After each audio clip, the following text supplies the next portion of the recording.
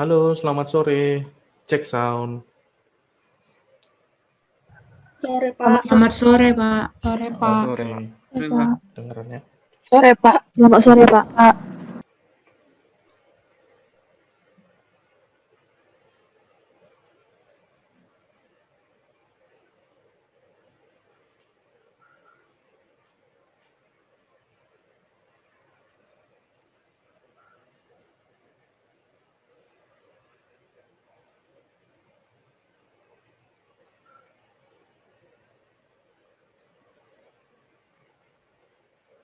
Ya, ini saya baru saja melihat hasil kuis Anda ya.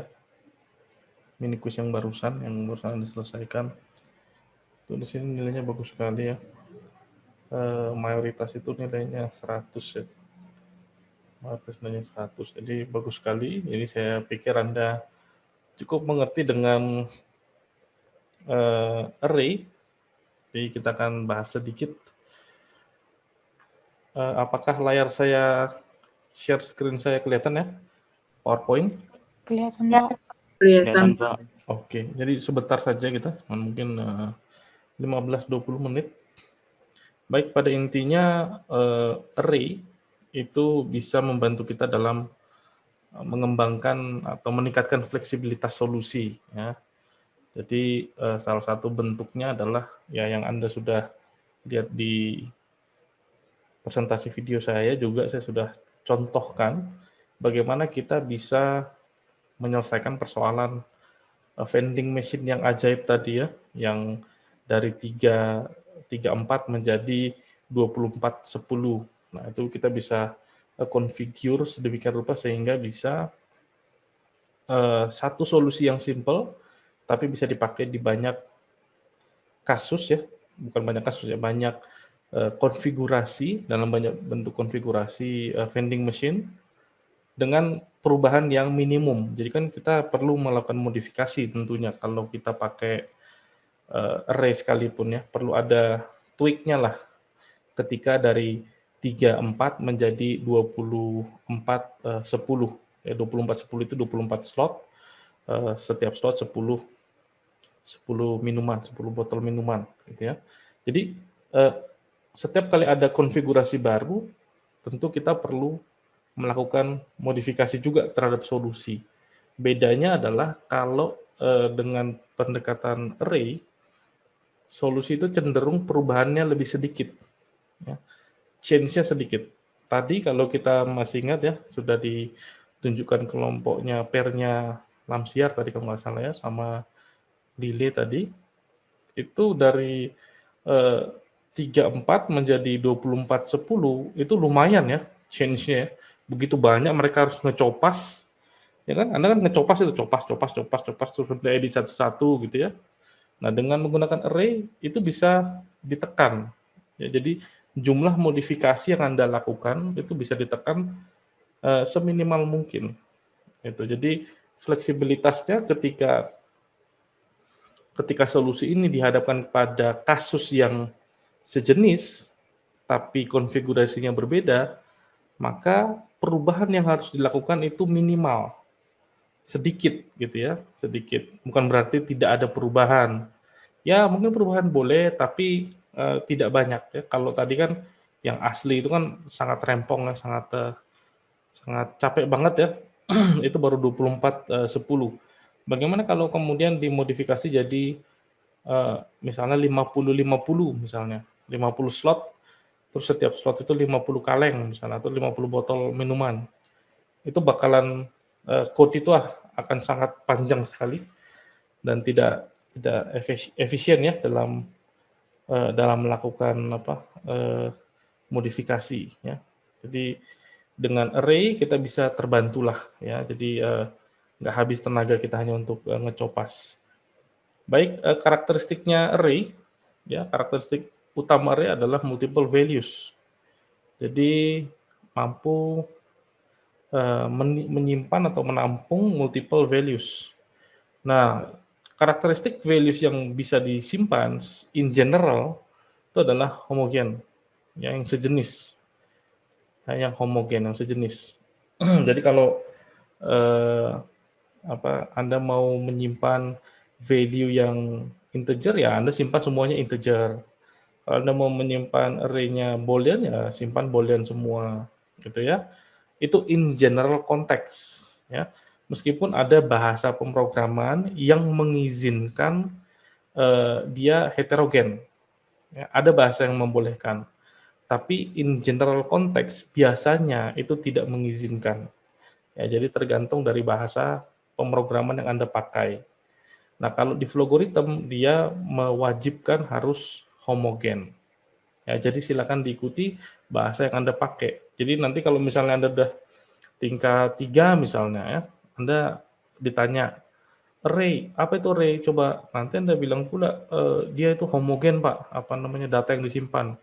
Ya nggak boleh, Anda harus bilang in general context, homogen. Secara umum, homogen. Tapi ada bahasa yang membolehkan tidak homogen, artinya boleh heterogen, gitu ya.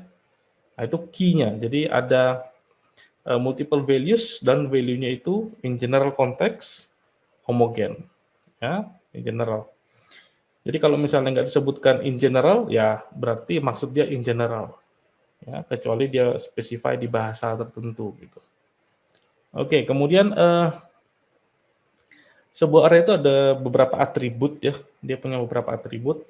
Atribut yang pertama itu disebut dengan size atau ukurannya ya, kapasitasnya bisa juga gitu. Jadi kapasitas atau size. Nah, kapasitas atau size ini adalah jumlah elemen yang bisa disimpan atau jumlah value yang bisa disimpan dalam array tersebut. Gitu ya. Jadi size ini mencerminkan jumlah elemen ya. Anda bisa bayangkan array itu seperti box ya. Nanti ada contohnya, Anda udah lihat juga. Nah, elemen itu bisa diakses. Jadi kalau kita mau mengakses sebuah elemen, ingat satu elemen itu bisa menyimpan satu value. Jadi kalau kita mau mengakses salah satu elemen dari array, itu ada range-nya, ya, ada rentangnya. Ya, rentangnya dimulai dari 0, jadi dikasih kayak label gitu ya. Jadi elemen ini saya kasih label ke 0, label ke 1, label ke 2 gitu ya. Sampai berapa? Sampai size min 1. Ya, kalau size-nya 10 misalnya ya, 10 misalnya. Artinya jumlah elemennya ada 10. Artinya bisa menyimpan 10 nilai. Artinya indeks dari elemen-elemen yang ada di dalam array tersebut mulai dari 0 sampai 10 min 1 alias 9. Ya, jadi atribut-atribut ini perlu Anda kenali dan benar-benar bisa Anda bedain ya. Size, kalau kita ngomongin size, kalau kita ngomongin elemen, apa bedanya?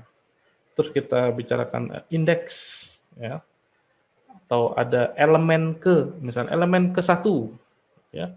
Elemen ke 1 itu artinya indeksnya 0. Ya, elemen pertama berarti kan. Nah, tapi indeksnya 0. Nah, kalau elemen terakhir, indeksnya berapa? N-1. Ya, itu terakhir. Elemen ketiga, ya, ketiga berarti indeksnya berapa? 2 ya. Kalau elemennya ketiga, indeksnya 2. Ya, kira-kira seperti itu. Itu beberapa atribut yang Anda perlu kenali dengan baik ya. Jadi ini adalah bentuk array, ini bentuk abstraksi. Anda kan udah ingat ya, Siti ya, ini abstraksi, kita mengabstraksikan, kita menggambarkan sebuah skema yang menunjukkan kira-kira array itu bentuknya seperti apa ya. Kalau kita mau bayangin di pikiran kita itu kira-kira seperti apa. Nah, array itu ada namanya ya, seperti variabel ada namanya, ada identifier-nya. Kemudian ciri-cirinya menggunakan kurung siku ya, ini bracket, kadang-kadang ada menyebut dengan bracket atau kurung siku lah bahasa Indonesianya. Kemudian kita bisa bayangkan misalnya ini array-nya punya size 3 gitu ya. Karena kita bilang 3 karena jumlah elemennya ada 3 ya. Ya, ini elemen pertama, elemen kedua, elemen ketiga. Gitu ya. Ada juga yang menggambarkan ini dari atas ke bawah ya, vertikal. Boleh, nggak masalah ya. Ini saya tulis dalam bentuk horizontal, nggak ada masalah. Yang penting Anda ngerti arahnya. Ya, kemudian ini adalah indeksnya. Ya, indeks dari array elemen pertama. Ini indeks untuk array elemen kedua. Ini indeks untuk elemen ketiga. Elemen ketiga ini minus 23. Nah, kalau kita perhatikan ini tipe datanya semua integer ya. Dan dari namanya pun kebetulan sini saya sudah buat ada kisi-kisinya ya. Ini array, kemudian ini integer ya. Kebetulan saya bikinkan kisi-kisinya. Oke, itu yang bisa Anda bayangkan terkait dengan array ya. Kemudian ini juga contoh, udah kita bahas juga di video ya, ini gampang sekali ya. Dan tadi udah Anda kerjain dan ada salah satu soalnya terkait dengan ini, dan saya lihat Anda in general udah benar ya, jadi saya pikir nggak usah dijabarkan lagi. Nah ini juga ya, ini nggak terlalu sulit ya. Sini saya bikin array X gitu ya, supaya apa namanya, tipe datanya nggak saya mention. Ya, ini tipe datanya adalah apa ini tipe datanya teman-teman? Ada yang bisa jawab? Real, Pak. Real, Pak. Iya, real ya. Real, Pak. Ya, sip. Berarti kalian udah ngerti. Ini berapa jumlah elemennya? 4, Pak. 4, ya. Pak. 4, Jadi, Pak. size-nya 4 ya. Size-nya 4, Pak. Oke, kita lanjutkan ya terkait di Flogorithm. Sebenarnya Flogorithm ini juga bahasa pemrograman yang simplistik, yang agak simpel ya daripada bahasa pemrograman yang sebenarnya. Nanti Anda akan melakukan atau menggunakan bahasa pemrograman yang sebenarnya ya, yang benar-benar bahasa pemrograman. Nah, ini kan karena untuk belajar dia menggunakan paradigma visual, jadi aspek bahasa pemrogramannya nggak terlalu ya. Oke, nah untuk Flogorithm, yes, karena tipe datanya ada 4 yang saat ini disupport ya, berarti tipe data dari array juga hanya bisa salah satu dari 4 ini. Ya, di sini saya tulis di titik etc. Itu sebenarnya mana tahu di masa depan ada lagi ya tambahan tipe data, jadi saya kasih etc. Jadi sebenarnya ada 4 ya. Ada satu lagi real, ya ada real. Kemudian ada limitasi dari Flogorithm yaitu dimensinya. Ya, yang sekarang Anda lihat itu masih 1 dimensi. Nah, kita akan lihat 2 dimensi nanti ketika memang kita akan menggunakan 2 dimensi. Jadi sekarang cukuplah kita menggunakan 1 dimensi. Cukuplah Anda memahami 1 dimensi seperti apa dan benar-benar paham itu barang seperti apa. Ya, nanti ada waktunya Anda akan belajar yang multidimensi. Ya, jadi kita skip itu. Kemudian untuk Flogorithm indeksnya numerikal ya, dimulai dari 0 sampai n-1, di mana n adalah size atau jumlah dari elemen array. Ya, tadi udah kita bahas itu. Nah, ada bahasa pemrograman yang membolehkan, lagi-lagi ya, ada bahasa pemrograman yang membolehkan indeks dari array itu non-numerik. Bisa, ya. Ada bahasa yang support itu. Tapi in general konteks, ya, termasuk di Flogorithm, indeks itu numerical, mulai dari 0. Ya. Dulu ada bahasa pemrograman yang mulai dari 1 indeksnya. Ya, tapi kalau untuk in general konteks ya, bahasa C yang kayak gitu-gitu, yang bahasa-bahasa yang jadul-jadul itu yang populer tapi ya, itu biasanya pakai numerical dan mulai dari 0. Ya. Meskipun ada bahasa yang membolehkan indeksnya tidak numerik. Ya. Oke, nah ini contoh penggunaannya. Anda nanti akan pakai ini. Nah di sini untuk membuat array di Flogorithm ya, Anda tinggal contreng aja nih boxnya nih. Array, yes, contreng, gitu ya. Lalu Anda kasih tahu size-nya berapa atau jumlah elemennya berapa. Ya. Kemudian untuk menggunakannya, kita pakai kurung siku ya, pakai bracket. Nah, bracket ini untuk menunjuk atau merujuk ke indeksnya. Jadi indeks mana yang mau Anda akses, ya isilah di bracket itu. Ya, isi di bracketnya. Oke, misalnya yang ini misalnya. Kelihatan ya pointer saya?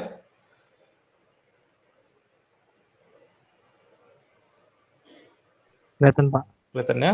Jadi misalnya di bagian ini kita mengakses indeks ke 0 ya. Kita mengakses indeks ke 0 berarti elemen pertama ya, kita berikan nilai ke elemen pertama dengan nilai 4 dan seterusnya dan seterusnya. Yang ini mengakses indeks ke 2 artinya elemen ke 3 gitu ya.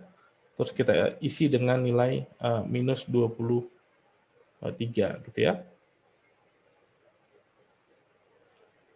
Ups, enggak next ya. Oke. Nah, terkait dengan vending machine yang ajaib itu, ya, di sini kita harus mampu mengabstraksikan lagi ya, lagi-lagi mengabstraksikan. Kita abstraksikan kasus vending machine ke dalam situasi array kita, ya. Nah, ini contoh sederhana aja. Di sini kasusnya adalah masih menggunakan yang 3x4 sebenarnya. Ini sebenarnya nggak terlalu masalah.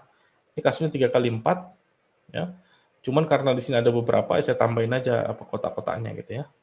Jadi kalau kasus 3x4, kita bisa bayangkan jumlah botol yang ada di sini, yang di slot 1, itu kita masukkan ke dalam sini. Jumlah botol yang ada di slot 2, kita masukkan di sini. Slot 3 di sini. Dan seterusnya, jika ada gitu ya. Jika ada. Ini kan karena ada, maka saya tambahin kotak-kotaknya. Sampai N-1. Ya, N-nya berapa? Di kasus ini N-nya adalah 1, 2, 3, 4, 5, 6, 7. Kira-kira itu ya. Nah, kalau di kasus ini. Tapi bisa apa saja kasusnya. Jadi kita bisa bayangkan, kita punya sebuah array, ya, dengan ukuran N, atau sebanyak N elemen, itu mencerminkan vending machine dengan N slot. Jadi kalau di sini ada 1, 2, 3, 4, 5, 6, 7, maka array ini elemennya harus 7. Gitu ya. Mulai dari 0 sampai 6 indeksnya. Oke, kemudian indeksnya udah beres. Kemudian kita petakan ya, kita petakan dari slot-slot ini ke dalam elemen-elemen array. Nah, ini kalau kita petakan, ini kan sebenarnya slot pertama ya. Slot pertama masuknya ke indeks 0. Slot 2 masuknya indeks 1. Slot 3 masuknya ke indeks 2 dan seterusnya. Nanti terakhir di sini kalau ada 7 ini ya, maka slot 7 masuknya ke indeks ke 6. Nah, kalau kondisinya seperti ini, kita harus lihat ada pattern di sana, di mana nomor slot itu sama dengan indeks plus 1, atau nomor indeks adalah slot min 1. Ya, kan kebayang ya. Jadi kalau misalnya indeksnya 0, artinya dia mencerminkan 0 plus 1. 1, berarti slot 1. Ya, kalau kita mau lihat terbalik ya, kita mau lihat terbalik, misalnya slot 3 itu disimpan di mana? 3 min 1, masuk sini. Itu ya, jadi Anda harus lihat ada pattern di sana. Ya. Nah, makanya di sini dibuat mappingnya adalah elemen dengan indeks ya. Elemen indeks ini ya, pemetaannya adalah ya, X, misalnya slotnya adalah X ya. Slotnya adalah X, maka indeks dari array-nya adalah X min 1. Gitu ya. Jadi Anda nanti kan video ini saya upload, Anda nanti bisa lihat apanya rekamannya lagi, Anda sambil membentuk, mengkonstruksi pengetahuan Anda sendiri ya dari penjelasan saya barusan. Kira-kira seperti itu. Nah, kemudian saya juga sudah memberikan salah satu solusi ya, salah satu solusi yang bisa dipakai untuk kasus vending machine kita yang ajaib luar biasa itu ya. Nah, ini sudah menggunakan array. Kemudian di sini juga sudah sudah dipersiapkan untuk bisa sudah dipersiapkan untuk bisa dikonfigurasi. Misalnya nanti ada vending machine yang 50 kali 50 misalnya, ya terserah aja. Tinggal kita modifikasi lah apanya datanya ya. Jadi misalnya sini saya coba zoom. Misalnya contoh di sini, mudah-mudahan kelihatan ya. Nah, nanti kalau misalnya 20 kali 20 gimana? Apa yang perlu diubah, Pak? Gitu kan? Atau 50 kali 50, ya ubah aja nih slotnya. Berapa slot yang Anda mau? 20, 20 ganti nih. 24, 24 ganti nih. Gitu ya. Kemudian ini counternya mulai dari 0 sampai 2 loh. Kok Pak 0 sampai 2, Pak? Iya, 0 sampai 2 karena indeksnya mulai dari 0 sampai 2. Kan indeks dari array tadi ya. Tapi kalau Anda ubah slotnya jadi 24, berarti slot counternya mulai dari 0 sampai 23 ya. Nanti ini bisa Anda tweak sedikit lagi sehingga dia benar-benar dynamic ya. Sangat keren sekali ini. Jadi di sini saya masih meninggalkan lubang-lubang untuk Anda improve sebenarnya. Ya nanti Anda mudah-mudahan bisa terinspirasi ya sebenarnya apa sih maksud Bapak ini di improve. Nanti Anda bisa coba explore. Ini masih belum benar-benar apa ya? Otomatis gitu ya, belum kurang keren sedikit lagi lah, satu level lagi. Tapi memang saya sengaja melepaskan itu supaya Anda bisa explore sendiri. Oke. Nah, kemudian contohnya di sini slotnya saya isi dengan ya ininya ya, apa namanya? Saya isi dengan jumlah slot dikurangi 1, bukan jumlah slot ya. Isi slot dikurangi 1 gitu ya. Jadi kalau tadi kalau nggak salah tadi pas kelompoknya si Lile kalau nggak salah ya, itu kan kita minta untuk memilih slot nomor 20 berapa, 23 atau 24 gitu saya lupa. Nah kalau dia pilih salah satu slot, maka ingat, misalnya yang dipilih slot 24 misalnya nih ya, slot 24 yang dipilih, yang dibeli gitu ya, maka yang kita kurangi adalah nilai pada array di indeks ke 23. Ya. Loh, kenapa 23, Pak? Ingat tadi kita sudah punya pemetaan bahwa kalau slotnya 24, maka indeksnya adalah slot dikurang 1, ya, X dikurang 1. Karena X-nya ada 24, berarti indeksnya adalah 24 dikurang 1, artinya 23, gitu ya. Jadi itu adalah maksud dari yang ini. Kemudian di sini saya coba untuk nge-build, membuat apa namanya outputnya ya. Saya coba buat outputnya. Saya create seperti ini sedemikian rupa ya supaya bagus. Ya, cuman di sini memang tidak serapi apa yang tadi dibuat oleh Lile gitu ya. Cuman idenya mestinya sih dapat gitu ya. Idenya mestinya sih dapat. Ya ini tidak serapi yang disampaikan Lile tadi. Mohon maaf ya Lile ya. Nah, tapi tidak mengurangi esensi, mudah-mudahan ya. Demikian seterusnya. Kemudian untuk mengecek, mana dia nih? Nah, untuk mengecek apakah masih ada botol tersisa, gitu. Caranya ya seperti ini. Ya, kita hitung ya, kita cek apakah lebih dari 0. Ya, ngitungnya di mana Pak? Ya, di sini saya sudah lakukan penjumlahan juga di sini. Ya. Nah, saya lihat ada nggak botol sisa gitu ya, ada nggak botol sisa. Oke, demikian seterusnya. Kemudian saya cek apakah saya harus keep serving ya, tetap on gitu ya. Konteksnya kan saya ini sebagai vending machine ya, saya harus tetap melayani nggak nih? Nah, samalah seperti yang tadi sebenarnya. Ya, in konsep sama. Jadi ini salah satu solusi yang saya tawarkan. Ingat bahwa ini masih belum sempurna, satu step lagi akan jadi keren sekali. Ya, itu saya lepaskan untuk Anda eksplorasi. Mana tahu nanti tiba-tiba jadi apa? Puas kan?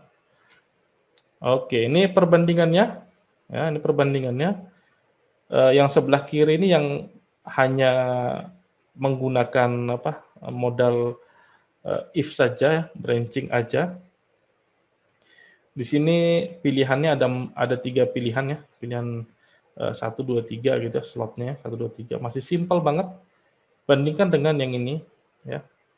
Sebenarnya kalau kita lihat dari jumlah instruksi, sebenarnya masih lebih sedikit yang ini ya.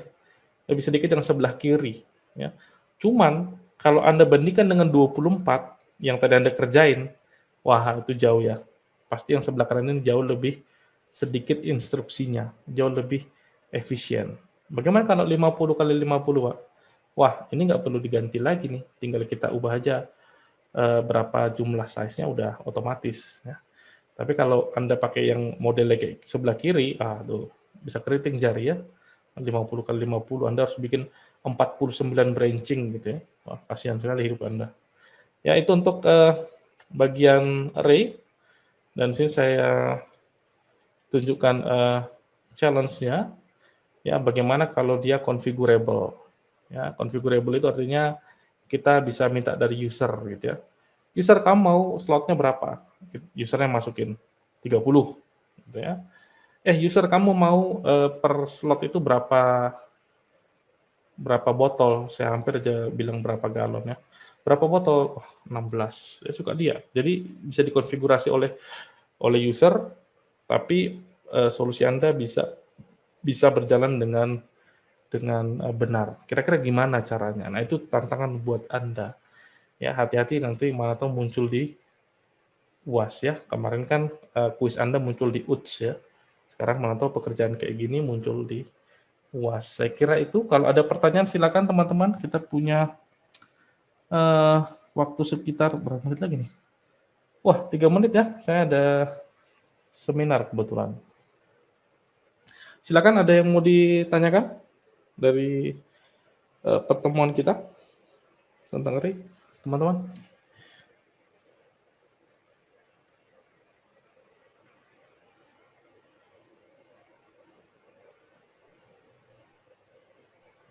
Siapa yang bertanya, Pak? Ya, silakan. Siapa tadi? Marcel, Pak. Oh ya, silakan, Marcel. Begini, Pak. Tadi saya pakai contoh kecil, Pak. Contoh yang cuma 3 slot dan 4. Dan masing-masing mengandung 4 botol, Pak. Tadi kan Bapak buat jika untuk stop bekerja dari vending machine itu jika jumlah isi dari tiap slot itu di atas 0, Pak. Di atas 0, betul. Jadi tadi saya coba, Pak, dari flogorithm yang seperti yang Bapak buat, dari tiap slot itu kan cuma ada isinya cuma 4, Pak. Tapi begitu saya coba melebihi batas itu, hasilnya malah -1, Pak. Jadi vending machine itu berhenti bekerja walaupun masih ada sisa botol di dalam slot itu, Pak. Iya, benar. Ya, ini benar sekali ya. Jadi memang di solusi ini, ya, di solusi ini kita masih berpikir bahwa siapapun yang menggunakan vending machine ini tidak akan melalui batas. Intinya kayak Anda datang ke vending machine, terus Anda lihat di situ nggak ada botol, misalnya ini slotnya ada, katakanlah ada 3 slot gitu ya, misalnya. Terus slot ketiga ini udah kosong nih. Kira-kira kalau Anda udah lihat slot itu kosong, Anda masih beli nggak dari situ?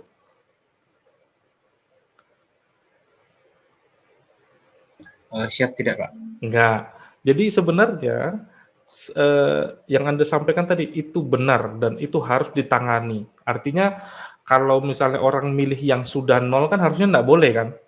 Harusnya kita ingetin, kok salah pencet kali ini, coba pilih yang lain lah, ini udah habis pun masih kok penceti kan, misalnya seperti itu. Itulah peringatannya. Harusnya seperti itu, benar sekali. Cuman pada solusi ini memang kita belum memproteksi yang semacam itu. Kita masih menganggap bahwa semuanya akan berjalan baik-baik saja, orang tidak akan memilih dari slot yang memang sudah kosong. Which is kalau dia beli dari yang sudah kosong kan harusnya uangnya balik kan nggak jadi beli itu.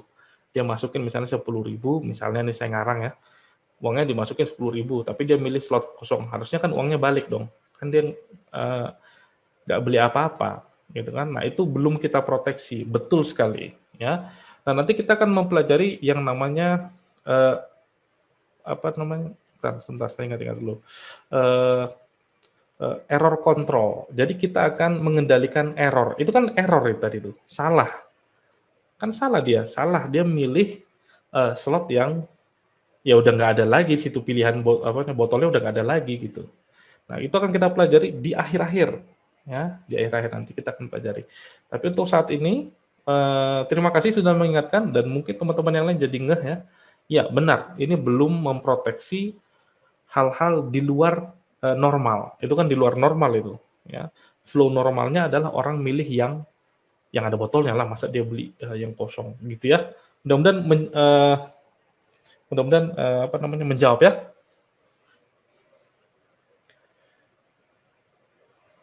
Silakan, apakah ada lagi dari teman-teman yang ingin ditanyakan?